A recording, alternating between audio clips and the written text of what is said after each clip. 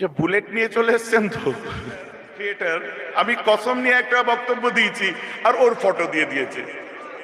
ভাই কিছু মনে করেনি, আমি একদম ওপেন স্টেজ বলছি, আমি এমনি বলেছি, কেউ ফটো দিয়ে দিয়েছে। সাল্লাম দায়মানা বাদালা নবী একা খায়রু।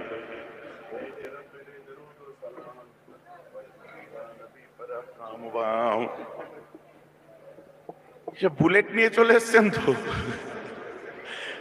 মাশাআল্লাহ।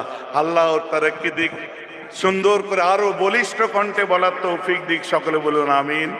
বুঝলেন, আমি খুব ভালোবাসি ওকে। ও আমাকে নিয়ে একটা কোনো কি বলবো কন্টেন্ট ক্রিয়েটার, আমি কসম নিয়ে একটা বক্তব্য দিয়েছি আর ওর ফটো দিয়ে দিয়েছে। ভাই কিছু মনে করেনি, আমি একদম ওপেন স্টেজ বলছি, আমি এমনি বলেছি, কেউ ফটো দিয়ে দিয়েছে।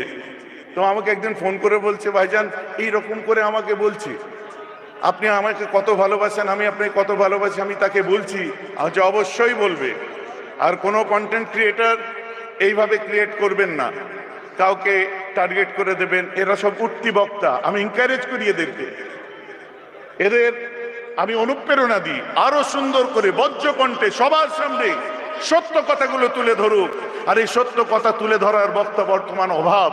আমার ছোট ভাই, আপনারা তার ওয়াজ শুনবেন, শুনে দেখুন কত সুন্দর দেশি ভাষায়, গ্রাম্য ভাষায়, মাটো ভাষায় কত সুন্দর করে সে আলোচনা করবে, আপনাদের মন জুড়িয়ে যাবে, বুঝলেন। কিন্তু একটু আবার গায়ে লাগতে পারে কারো, একটু জ্বালা টালা করবে, মানিয়ে নেবেন, মানে জায়গা মতো লাগলে জ্বালা হবে আর কি।